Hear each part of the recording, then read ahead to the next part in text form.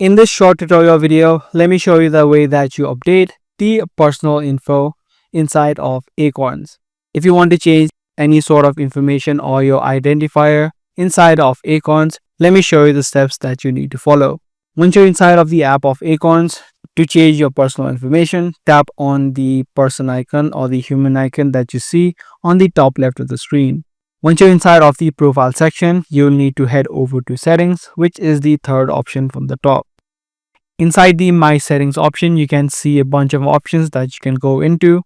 The first option you'll see inside of personal settings is personal info. So just tap on the personal info option, and inside you can just tap on any identifier that you want to update. And once you updated your information, you can just tap on the save option on the bottom of the screen.